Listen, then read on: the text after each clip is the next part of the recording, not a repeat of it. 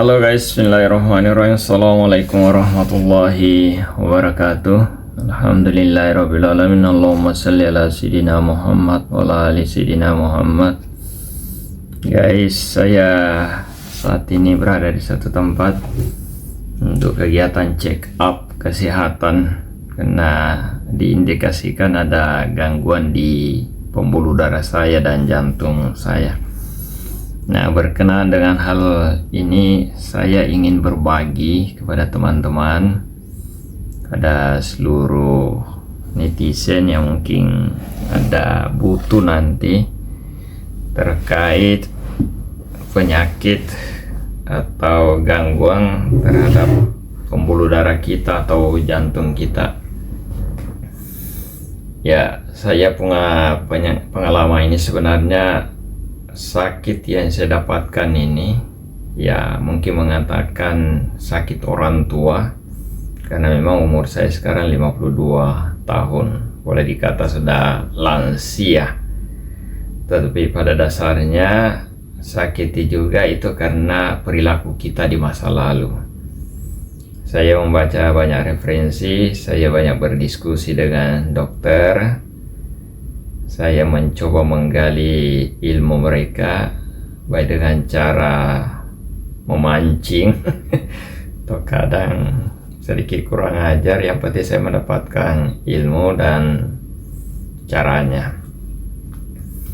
Harus saya akui bahwa setelah saya pelajari, setelah saya teliti, gangguan pencernaan, gangguan jantung, mungkin dikatakan komplikasi ini, tapi yang paling merasa memang di pembuluh darah saya. Pembuluh darah saya yang menyebabkan adanya gangguan di jantung.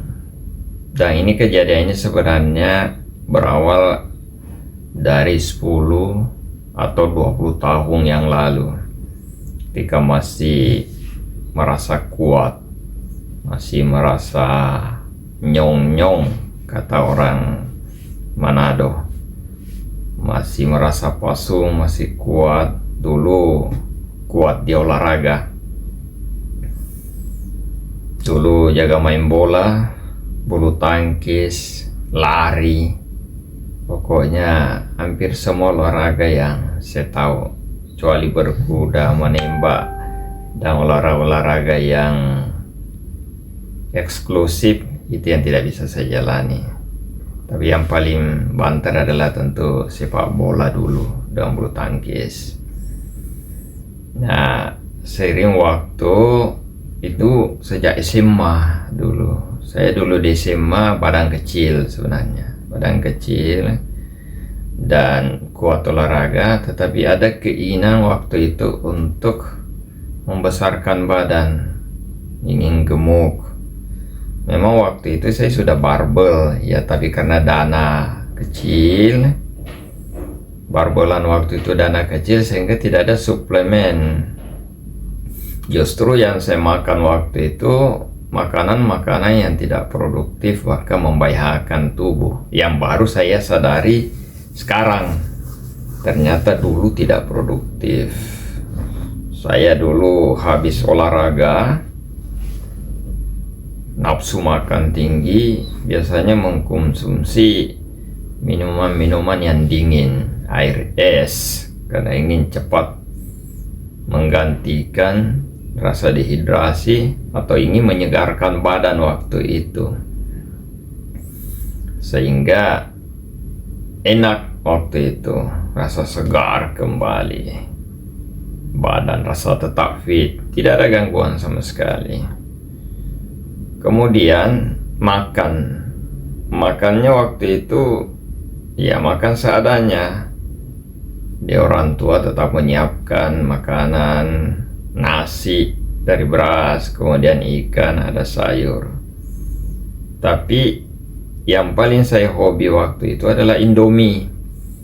Apalagi waktu itu di SMA saya sudah menyendiri, karena sekolah saya agak jauh dari rumah dan tidak punya kemampuan dana lebih untuk kendaraan bolak-balik, jadi saya tinggal di perumahan orang tua waktu itu. Nah, namanya tinggal di perumahan, tidak banyak keahlian untuk memasak, ya taunya cuma instan waktu itu. Jadi makanannya mie instan, sering sekali mie instan itu.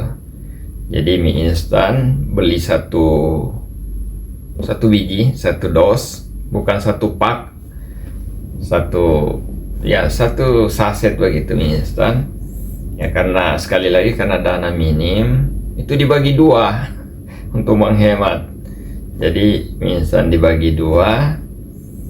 Jadi itu direbus, disimpan setengah direbus, kemudian dicampur dengan nasi. Kalau ada kelebihan uang, beli telur satu biji. Nah, telur ini saya ndak rebus, saya ndak goreng waktu itu, tapi dengan mentah begitu langsung dicampur dengan indomie panas tersebut, langsung diaduk. Memang kelihatan enak sekali, luar biasa makan dengan nasi. Nah, itu yang sering saya lakukan, makan itu hampir tiap hari.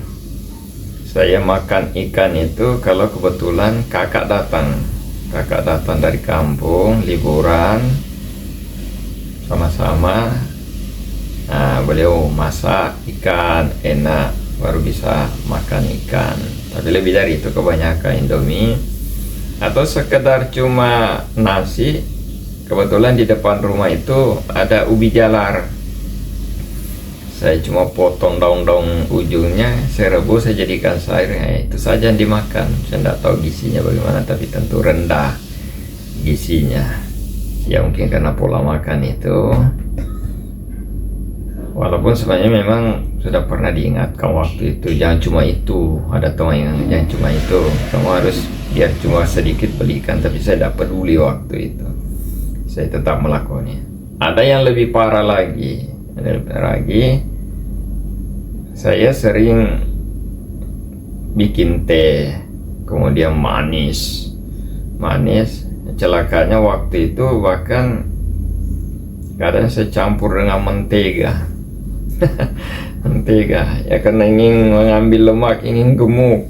Karena memang saya sedikit kurus waktu itu, kurus tapi berisi karena olahragawan, badan kecil tapi ingin gemuk seperti teman-teman lain.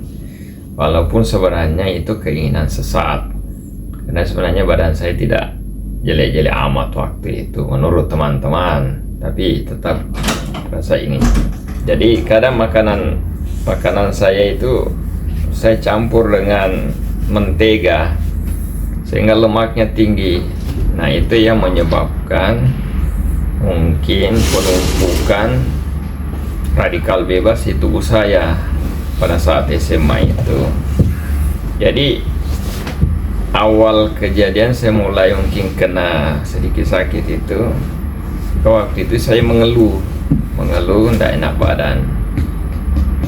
Saya sempat lapor ke orang tua, bapak waktu itu, bahwa saya sakit, tidak enak badan begini.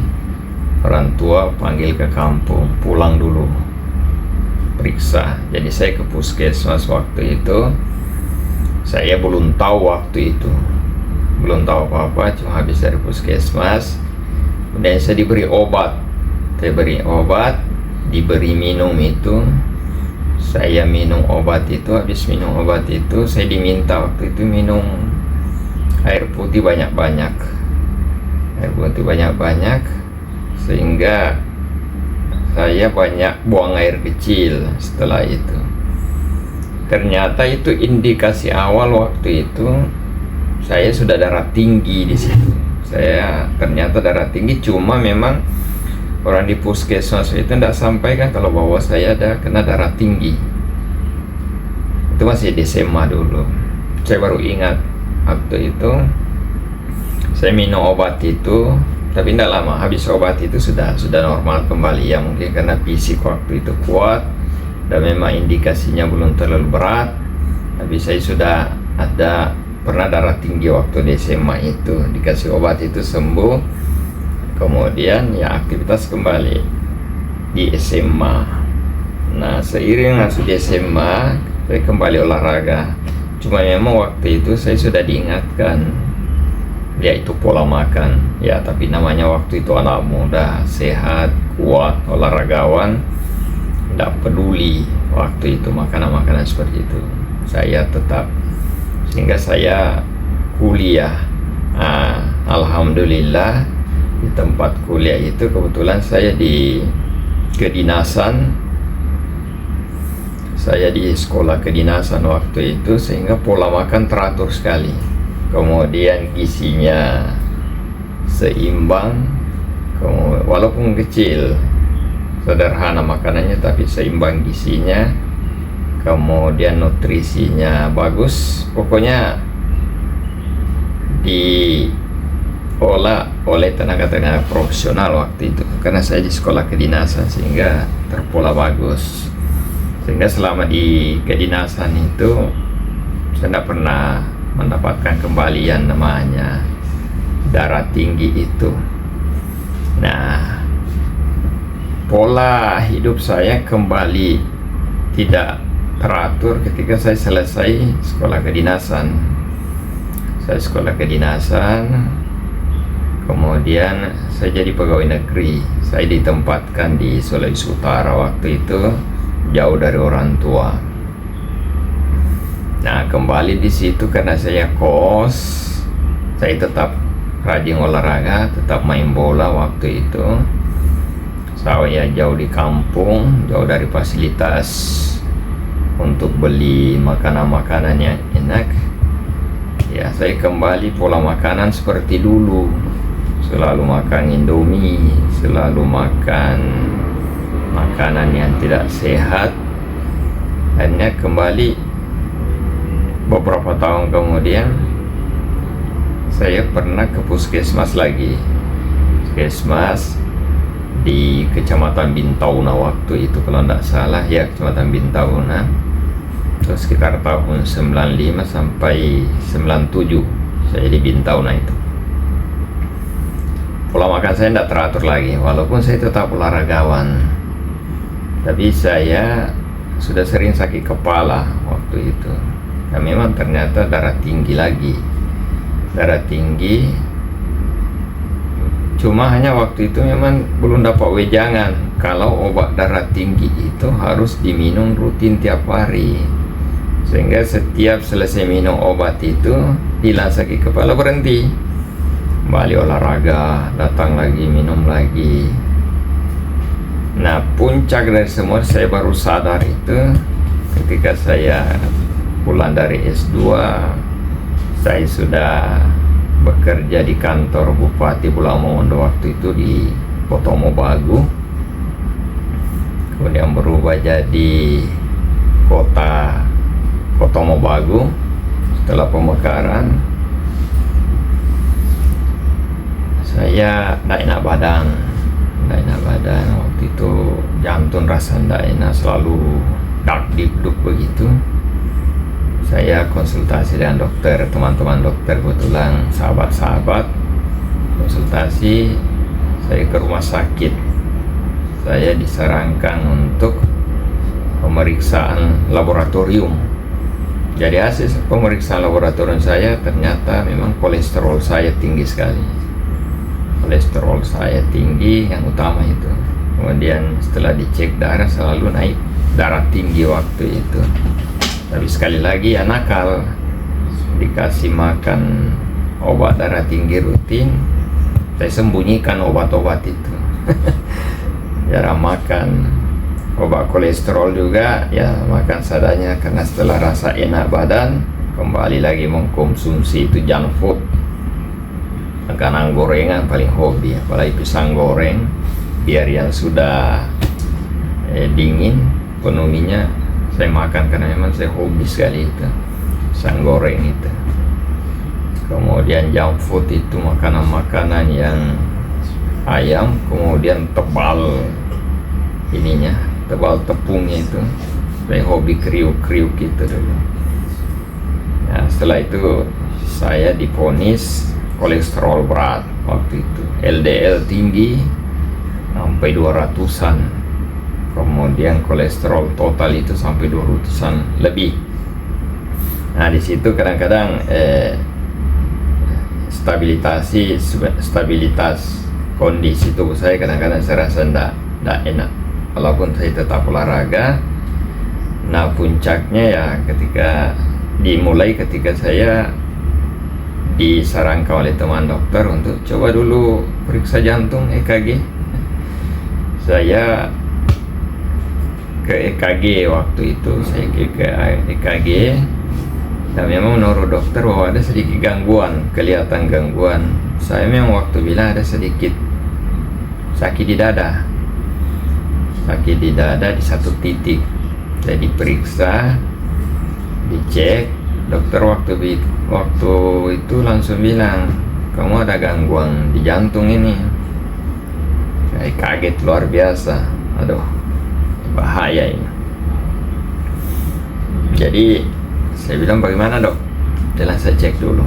Dicek di EKG, dokter bilang indikasinya, hipotesa saya begini, ada pembengkakan jantung, tapi di bagian luar. Waktu itu bagian luar, bukan di dalam, tapi bagian luar, di dinding jantung. Saya bilang, loh kok bisa? Apa penyebabnya? Dia bilang, karena darah tinggi kamu ini. Kamu darah tinggi, kolesterol, tapi kamu tidak kendalikan. Kamu pandang enteng.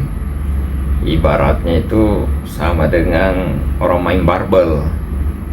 Kamu kok main barbel toh? Ya saya bilang saya sering main barbel. Ya sama dengan main barbel, dokter bilang.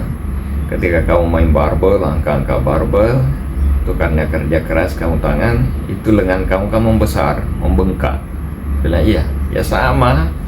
Dia bilang itu kalau darah tinggi, karena aliran darah terhambat, jadi jantung kerja keras memompa, mengisap darah itu kerja keras. Karena ada hambatan kolesterol, daya hisap jantung jadi terhambat, jadi dia kerja keras. Bagaimana caranya supaya darah tetap tersuplai, karena perintah otak harus disuplai darah ke situ. Cuma jantung melebihi kapasitas kerjanya normalnya, hanya dia kerja keras. Itu yang membuat kamu dakdikduk terus. Jantung kerja keras, akhirnya terjadi pembengkakan. Itu terjadi di salah satu bilik jantung, jadi menebal di situ. Nah ini bahaya kalau kamu tidak antisipasi. Belum sih sebenarnya bilang, belum apa-apa, ini masih boleh diobati, yang penting kamu pola makan dijaga. Jadi saya waktu itu saya masih cuek waktu itu, cuek biasa-biasa saja. Oleh dokter saya dikasih rujukan waktu itu, saya ke rumah sakit provinsi Profesor Kandau. Waktu itu masih rumah sakit Malalayang kalau tidak salah, belum dirubah jadi rumah sakit Kandau. Jadi saya dikasih rujukan, saya langsung ke dokter ahli jantung di sana. Tapi tujuannya belum pemeriksaan, hanya memeriksa cek kapasitas pembuluh darah saya waktu itu. Jadi saya bawa rujukan BPJS ke rumah sakit Kandau waktu itu. Sampai di sana langsung masuk di pendaftaran BPJS. Saya minta untuk pemeriksaan waktu itu, disarankan untuk treadmill dulu, untuk melihat kapasitas sumbatan dan daya tahan tubuh. Ya karena BPJS saya disuruh menunggu 3 hari waktu itu. Saya ke tempat pendaftaran, saya tanya bagaimana caranya supaya hari ini. Dia bilang pakai jalur umum. Tidak apa-apa lah, saya pakai jalur umum, saya bayar supaya cepat. Hari itu juga setelah saya selesaikan semua administrasi, 1 jam kemudian saya masuk. Saya diajak dokter saya lupa nama dokternya waktu itu, tapi gemuk-gemuk. Saya diajak ke ruang treadmill. Saya treadmill di situ, lari, dites, lari terus, darah saya naik terus sampai darah saya di ukuran 200. Dokter melihat 200, saya ditanya pusing nggak? Enggak. Rasa capek? Enggak. Saya pokoknya apa yang ditanya sepertinya enggak ada. Jadi saya disuruh berhenti. Ya sudah kalau begitu berhenti. Saya disuruh berhenti di posisi waktu itu tensi darah 200 di treadmill. Berhenti duduk, diskusi sedikit, pola makan apa sama, diserahkan untuk menjaga pola makan, itu saja. Kemudian saya disuruh pulang. Saya tanya waktu itu ke dokter, lah obat enggak ada dok? Lah enggak ada apa-apa, kamu sehat bisa sampai 200. Ya karena belum diperiksa pembuluh darah waktu itu, hanya treadmill kekuatan tubuh. Saya pulang. Nah saya waktu itu jemawa, sombong, angkuh. Saya merasa saya sehat karena hasil pemeriksaan tidak ada apa-apa, obat. Saya pulang, saya bilang ke istri, keluarga, tidak apa-apa, sehat ini. Nah mungkin karena itu mainnya tidak merubah pola makan, tetap apa yang disodorkan ya sikat saja makan. Nah tahun berlalu, ada satu waktu, cuma memang waktu itu memang selalu tetap ada sakit. Saya mulai sedikit sadar waktu itu, jadi hampir tiap 3 bulan waktu itu ada check up dengan EKG atas saran teman-teman waktu itu. Nah, teman-teman check up, mungkin teman-teman dokter tahu kondisi saya ya, kalau ketemu dia bilang, Pak Adnan ayo check up. Jadi check up rutin sih waktu itu cek, tapi memang kalau waktu itu tujuannya untuk check up hanya mengendalikan memang darah tinggi dan kolesterol. Nah memang kolesterol saya fluktuatif, kadang kelihatan turun, kemudian naik lagi, minum lagi obat, berhenti lagi, makan lagi, kemudian periksa lagi, naik lagi, berhenti lagi, puasa lagi. Ya sesuai kondisi. Dokter bilang, kamu ini begal sekali, nah udah mau pusing. Saya bilang, sehat kok dok, nggak apa-apa. Ya itu berjalan terus. EKG jalan. Dan setiap kegiatan EKG jantung, tetap dokter ingat kamu ada gangguan jantung, kamu harus pola. Ya tapi sekali lagi karena sombong, tidak peduli itu, makan tetap. Nah ada di satu waktu kegiatan saya waktu itu, kemudian di 7 tahun lalu lah. Jadi 20 tahun yang lalu ini yang saya ceritakan, kemudian masuk di sekitar 10 tahun yang lalu. Jadi 10 tahun kemudian itu saya waktu itu di masjid, saya terlambat sholat. Saya sholat sendiri waktu itu di masjid. Habis sholat saya duduk, tiba-tiba bulu kuduk saya berdiri, semua badan saya rasa berdiri. Kemudian di daerah dada saya seperti ada tertarik begitu, ada gangguan tertarik, ada rasa-rasa sedikit dicekik begitu. Ini tapi saya tidak tahu apa ini. Saya cuma diam, istighfar, coba narik nafas. Cuma waktu itu tidak sesak nafas, cuma rasa ditarik saja. Tapi seluruh bulu kuduk seperti berdiri begitu, seperti ada halnya. Saya anggap ada setan ini mengganggu saya. Waktu itu di masjid. Jadi saya baikkan setelah itu, karena setelah itu sembuh, sudah ada apa-apa, keluar menjalani aktivitas. Kemudian sekitar seminggu kemudian saya tidak enak badan di bagian punggung sebelah kiri, bagian belakang itu sakit sekali. Merasa sakit memang lain dari yang lain yang pernah saya rasakan itu. Saya ketemu teman waktu itu, kebetulan teman yang usaha herba. Saya minta diurut, tolong urutkan ini, atau bekam, karena dia bekam waktu itu. Tolong dibekamakan saya, sakit di bagian belakang saya. Dia bilang tidak bisa bekam Pak, itu mesti diurut. Saya suruh urut, dia tidak tahu urut. Dia panggilkanlah tukang urut. Dia bilang ada teman tukang urut, panggil. Saya diurut bagian belakang yang sakit itu, diurut. Cuma setelah diurut enggak hilang-hilang sakitnya. Justru habis diurut saya diam, baru hilang sakitnya itu. Kemudian hari Minggu atau hari Sabtu kalau tidak salah, pokoknya libur. Masih tidak sehat, karena tidak sehat badan, jadi saya bilang sama teman, bekam akan dulu, mungkin darah saya tidak bagus. Kalau dibekam saya. Ini sementara bekam, sebenarnya belum jalan bagus, baru mau mulai ini bekam ini, tiba-tiba rasa gimana ya, drop, rasa badan saya langsung lemah, kemudian dingin, badan saya dingin, pucat, keluar keringat sama, memang basah, baju saya basah semua mandi. Saya bilang teman, berhenti, tidak jadi bekam. Saya sudah merasa tidak enak sekali ini. Jadi kemudian saya turun dari kursi bahkan turun, saya minta digelarkan tempat. Kebetulan teman menyiapkan tempat tidur untuk kesehatan, untuk urut-urut, jadi saya duduk situ. Karena buka baju, tidak enak, jangan ada orang datang. Saya bilang tutup badan saya, jangan sampai aurat saya kelihatan kalau ada orang masuk. Keringat, saya rasa tidak sedap waktu itu.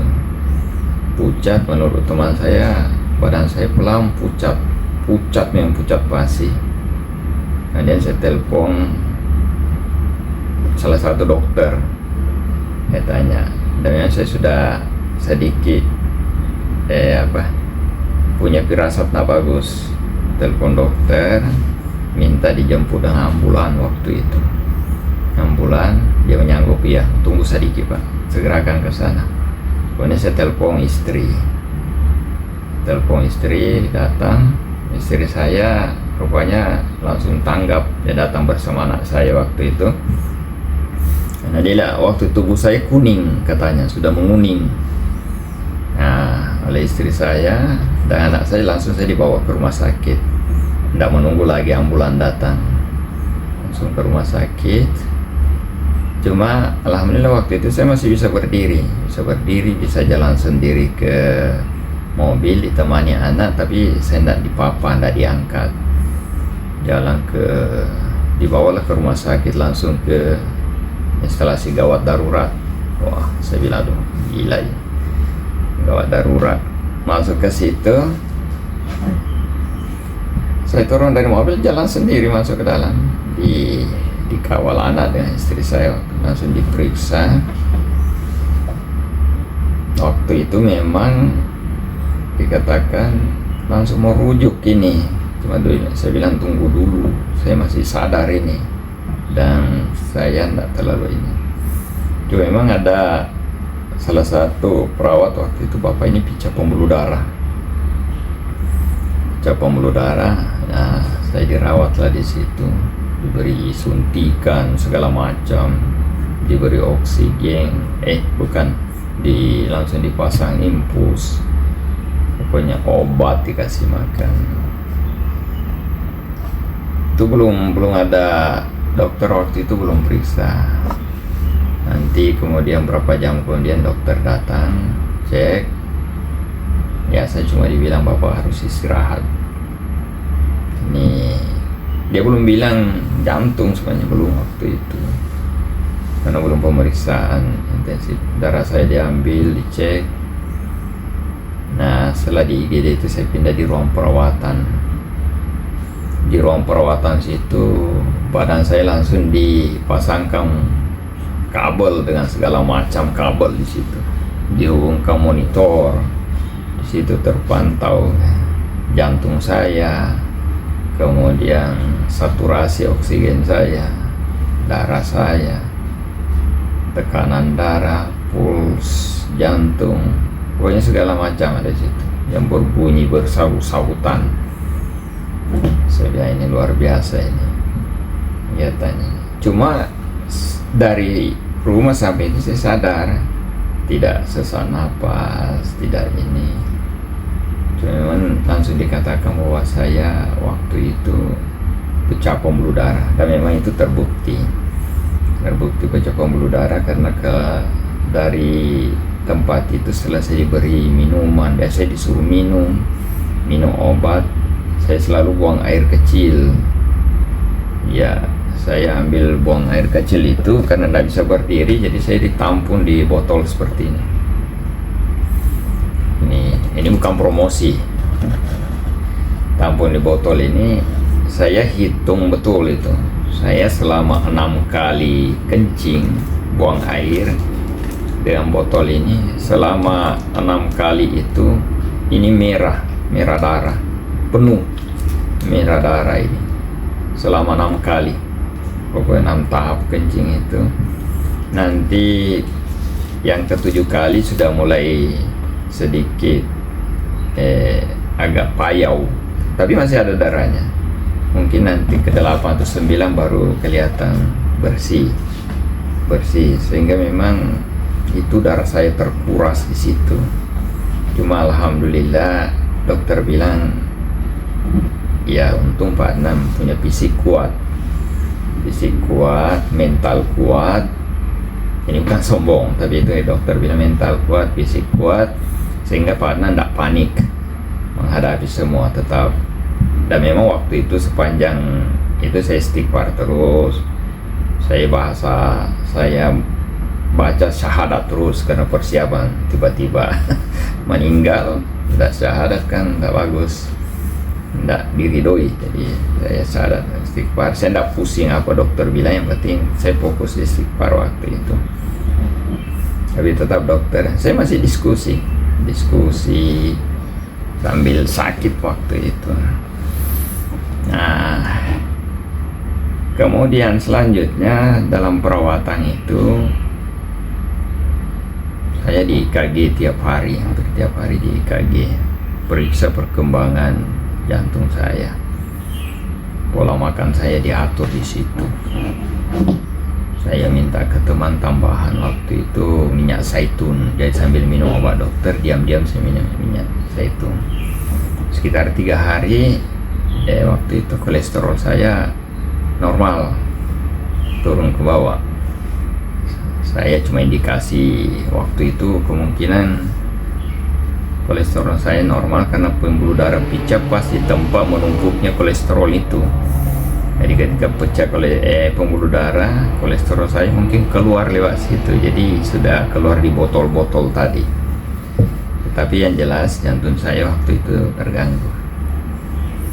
Nah, kemudian situlah minum kurang lebih 5 hari perawatan di rumah sakit waktu itu, karena sudah dianggap stabil. Tinggal pada saat waktu itu memang saya di echo. Ini salah satu orang dokter di rumah sakit Kota Bagu dapat echo USG untuk memperlihatkan kondisi jantung saya. Dan memang langsung dijelaskan di situ, ini jantung Bapak ada kejadian begini. Dan memang kelihatan di situ ada sedikit kebocoran, cuma saya tidak mengerti waktu itu. Dia cuma bilang ini ada apa kebocoran, ini kelihatan ada darah, ada 5% setelah kebocoran waktu itu bak jantung. Saya cuma manggut menyadari bahwa ya ini sudah saatnya, ini harus jaga diri ini. Jadi saya bilang, jadi bagaimana? Memang waktu itu langsung saya disarankan, Pak, ini sudah harus pasang ring ini. Begitu disebut pasang ring, saya emosi waktu itu. Emosi saya naik. Cuma istri saya menenangkan saya. Loh, kok bilang begitu dok? Tunggu dulu lah. Hanya belum ditunda itu rujukan, saya tidak ambil itu rujukan. Padahal sudah dikasih rujukan, saya dapat. Saya minum obat dulu. Sampai di rumah obat, tapi rutin setelah itu check up untuk melihat perkembangan. Dan memang sepanjang waktu itu seluruh pakai ring. Cuma celakanya setelah keluar rumah sakit, setelah merasa sehat, beraktivitas kembali, sudah bisa makan, bisa lari, bisa naik tangga. Sudah, saya bilang sudah sehat saya ini. Soalnya memang saya mau sehat waktu itu. Saya pikir saya sudah sehat karena kolesterol saya kan sudah penyebab utama. Darah tinggi juga waktu itu sudah mulai normal. Tapi sejak itu saya tidak berhenti lagi minum obat darah tinggi. Saya ketemu teman-teman perawat, sahabat-sahabat, semua menerangkan jangan berhenti minum obat darah tinggi itu. Jangan pernah berhenti. Jadi memang saya tidak berhenti waktu itu. Kurang lebih 2 bulan. Cuma setelah 3 bulan berikut ya mulai begal lagi, berhenti minum itu obat darah tinggi itu. Kemudian pola makan kembali, nafsu makan lagi tinggi. Kalau dipanggil teman-teman makan sama-sama, sapu bersih sikat. Jadi pelan-pelan setelah pemeriksaan kolesterol saya kembali lagi, darah tinggi saya kembali lagi, karena berhenti tidak rutin, kadang naik kadang turun ya. Ketika pemeriksaan dokter marah lagi, bapak ini mana sih diingatkan ya, karena merasa sehat saja, sudah dokter sebaik kok ini boleh hanya pemeriksaan itu 7 tahun lalu, 10 tahun lalu. Nah, kemudian 10 tahun kemudian di saat sekarang ini, kira-kira 2 minggu lalu ya, iya 2 minggu lalu saya ada kegiatan mewakili wali kota di satu hotel. Nah, saya duduk di situ, tiba-tiba rasa tidak enak di dada. Pertama lengan kiri saya rasa tidak sedap, seberat lengan kiri. Kemudian pelan-pelan masuk ke dada, nyeri di dada,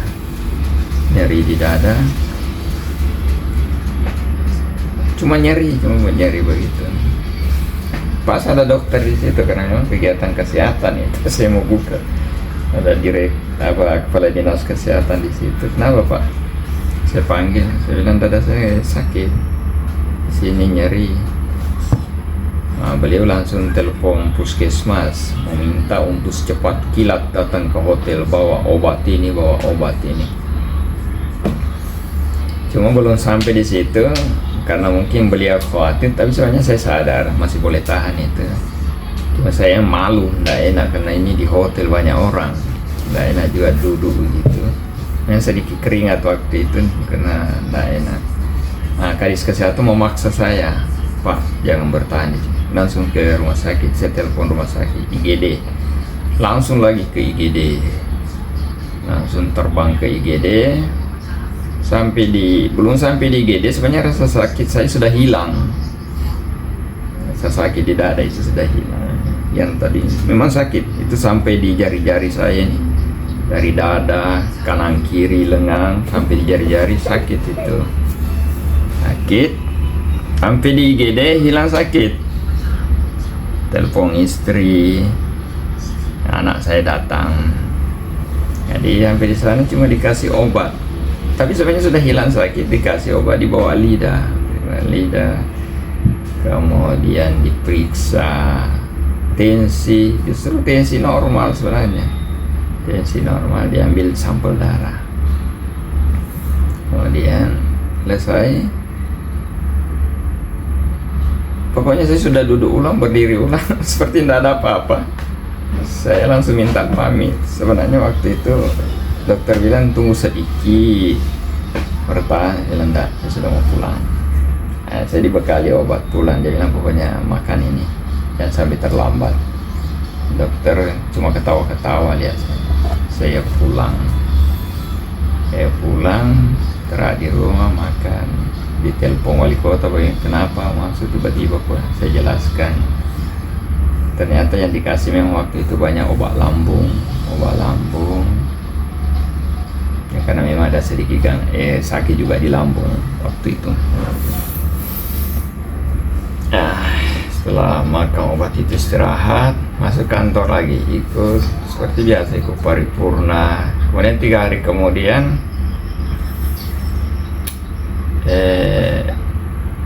Ya saya ke Manado, ada tugas ke Manado waktu itu. Satu malam di Manado tidur, kebetulan waktu itu ada kegiatan,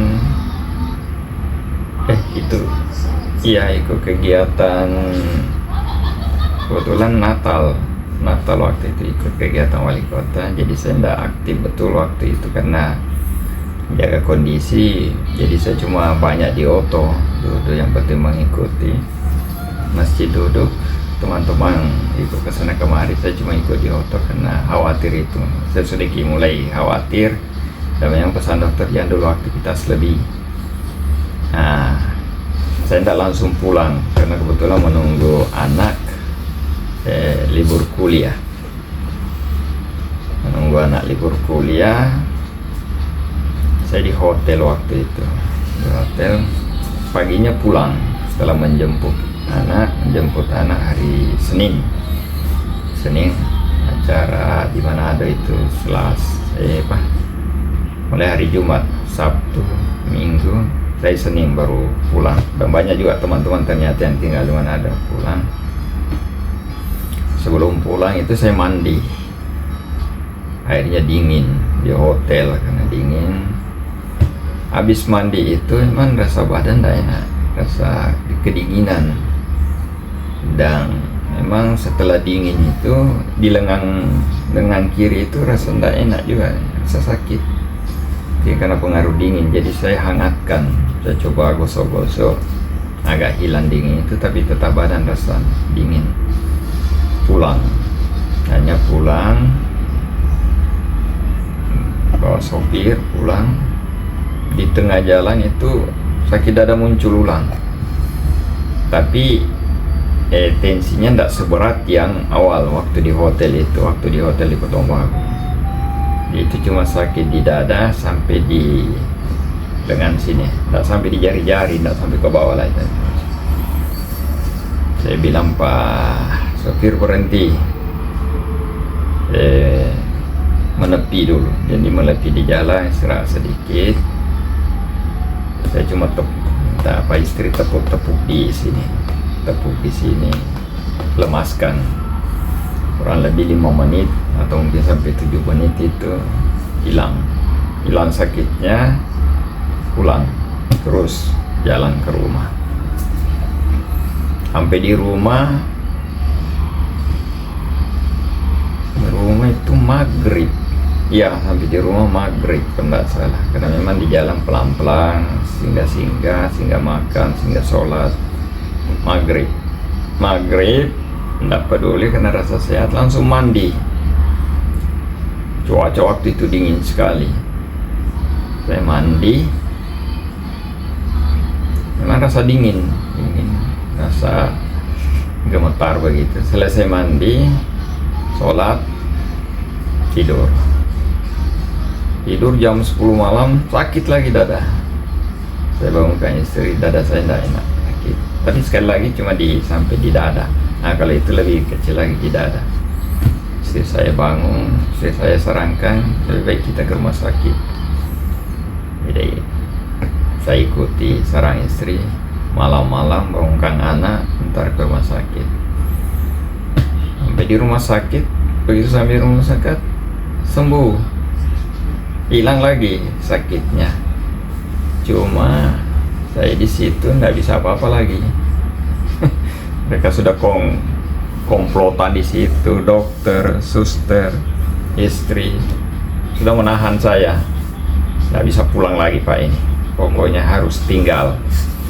Segala macam cara mereka gunakan. Jadi datang dokter itu, ada dokter di dekat rumah. Datang, Pak Adnan tidak boleh pulang. Kalau Pak Adnan pulang kami juga kena marah. Jadi harus tinggal. Padahal sebenarnya tidak sakit waktu itu, enggak. Ya sudahlah, saya mengalah kali ini.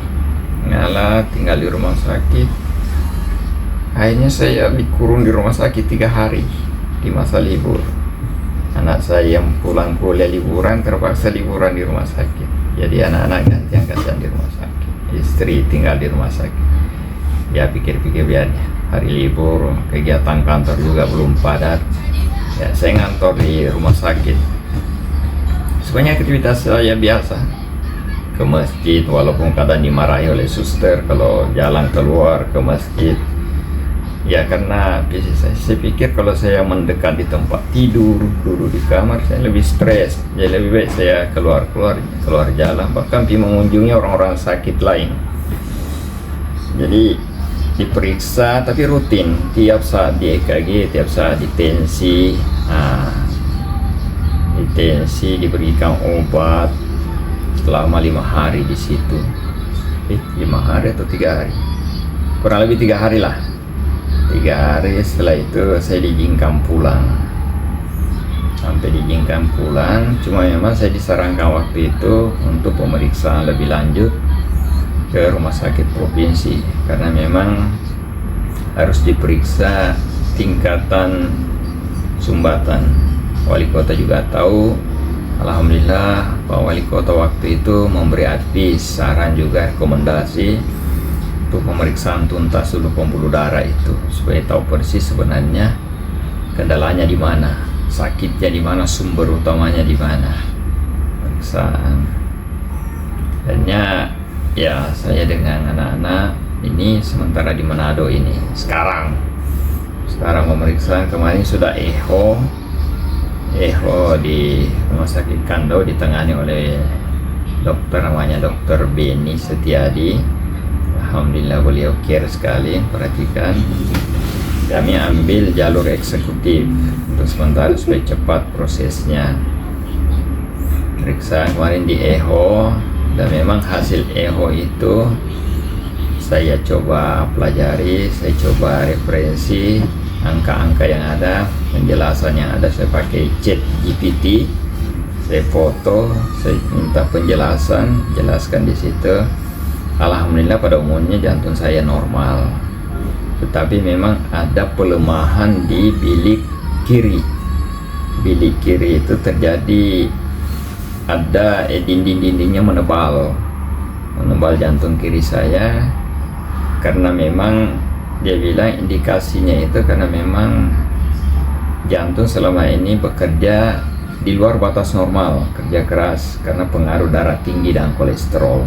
Nah memang rujukannya 20 tahun lalu dari kolesterol dan darah tinggi itu, sekali lagi rujukannya. Jadi terjadi penebalan, tapi secara umum masih normal, belum akut.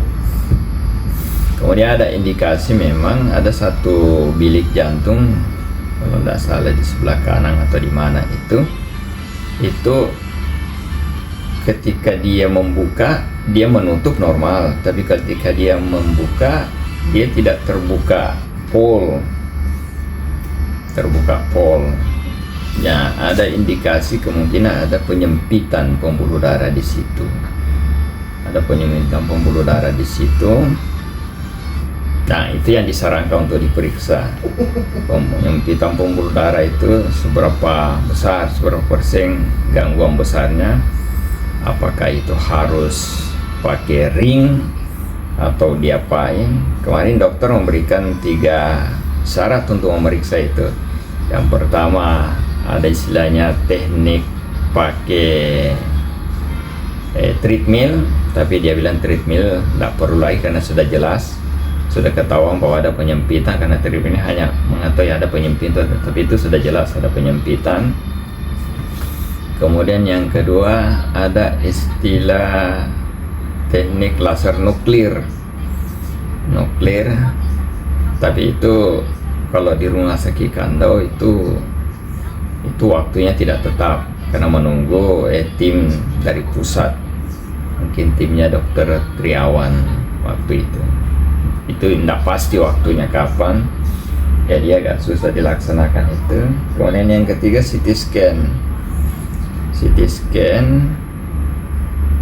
Kalau CT scan sih sudah pernah memang dilaksanakan sama di Kota Bagu, karena di Kota Bagu ada mesin CT scan dan memang ada indikasi penyempitan, walaupun waktu itu saya baca kecil penyempitan, ada sedikit mengganggu, pokoknya mengganggu tapi kecil. Jadi menurut dokter ketahuan, tinggal mau lihat besarannya. Nah, cara terakhir adalah pakai kateter. Jadi masukkan alat masukkan di pembuluh darah untuk memeriksa. Kalau di sini ada, dia bilang ini bisa dilaksanakan dan ini bisa dilaksanakan kapan saja. Nah, di situ ada sedikit perbedaan persepsi antara ini keluarga dan perawat yang tadi bilang pakai kateter itu sudah pasti pakai ring. Tapi menurut dokter, enggak, itu memeriksa dulu apakah sumbatannya sebesar apa, apakah harus pakai ring atau enggak. Cuma kalau saya sepanjang itu aman, apa saja laksanakan saja, enggak masalah. Walaupun istri saya selalu tanya, takut enggak? Takut? Wah, enggak usah takut, ya salah. Nah, pemirsa, itu kurang lebih, sehingga apa poin penting daripada yang sampaikan di video ini kali ini, bahwa kadang-kadang sakit kita yang alami sekarang ketika umur 40, 50, jangan pernah ragu-ragu untuk rajin check up. Apalagi mungkin karena kalau teman-teman yang dibekali mungkin BPJS, baik tenaga kerja maupun kesehatan, sebaiknya check up dari sekarang. Yang kedua, apalagi kalau mau nyadari betul bahwa ada kebiasaan pola makan kita yang tidak sehat selama ini, lebih baik check up dari sekarang. Check up tuntas, minta check up tuntas sampai pemeriksaan pembuluh darah, sumbatan, apa, treadmill, tidak apa-apa. Karena kalau sudah kejadian mungkin bisa ditahan, tapi yang tidak enak lagi terganggu waktu kita, terganggu aktivitas kantor kita, terganggu aktivitas ibadah kita, terganggu. Dan yang ketiga, itu mobilitas kita akan terganggu. Oleh karena itu, saran saya check up dan sampai sakit. Kalau saya sekarang ya terus terang, karena memang saya sudah harus siap. Saya harus belajar berteman dengan namanya rasa sakit itu. Kemudian insya Allah dengan pemeriksaannya mudah-mudahan saya bisa tahu kapasitas saya. Misalnya aktivitas fisik saya sampai seberat apa. Kemudian saya sudah harus betul-betul tahu persis pola makan saya bagaimana. Pola makan saya bagaimana, istri saya tahu pola makan saya harus bagaimana, anak-anak saya taruh pola makanan saya bagaimana. Dan mereka jadi pelajaran juga ke depan. Karena secanggih apapun alat kesehatan obat, kalau bukan kita yang menyadari sendiri, tidak mengetahui sendiri, akan susah. Dan saya merasakan sendiri itu. Karena sombong, angkuh, merasa sehat, merasa hebat, dan selalu merasa hebat sendiri, tidak mau mendengarkan nasihat orang, khususnya di bidang pola makan dan kesehatan. Akhirnya begini. Tapi alhamdulillah, insyaallah hari ini belum terlalu parah, walaupun tidak terlalu parah. Tapi yang saya sampaikan ini, jangan sampai teman mengalami hal ini dan mendapatkan hal yang lebih parah. Karena penyakit jantung ini adalah salah satu pembunuh nomor 1 di Indonesia. Jadi kalau masih sayang istri, sayang anak, sayang nyawa, belajar pola makan. Karena di agama juga memang sudah merintahkan kita untuk menjaga pola makan. Jangan terlalu rakus, jangan terlalu, kalau mau makan sisakan 3 porsi, udara, air, dan makanan. Kalau saya selama ini mungkin sampai di leher kalau makan, kenyang, hanya tidak ada udara, tidak ada, sehingga proses metabolisme dalam tubuh saya terganggu, dan itu mengganggu semua aktivitas tubuh saya, sehingga penyaringan, ginjal tidak bisa bekerja bagus, jantung tidak bisa bekerja bagus, menyebabkan penumpukan kolesterol ini. Nah, barangkali itu yang terpenting yang saya sampaikan pada kesempatan ini. Yang jelas itu menyiksa dan mengganggu. Oleh karena itu jangan sampai teman-teman merasakan seperti ini. Nah, insya Allah saya akan sembuh dan baik kembali, dan saya akan merubah pola makan saya, dan saya mencoba disiplin untuk itu. Nah, nanti video berikut saya bisa dilihat setelah saya pemeriksaan kateter untuk selanjutnya apa, dan mudah-mudahan ini bermanfaat untuk teman-teman semua. Terima kasih atas support dan doanya. Assalamualaikum warahmatullahi wabarakatuh.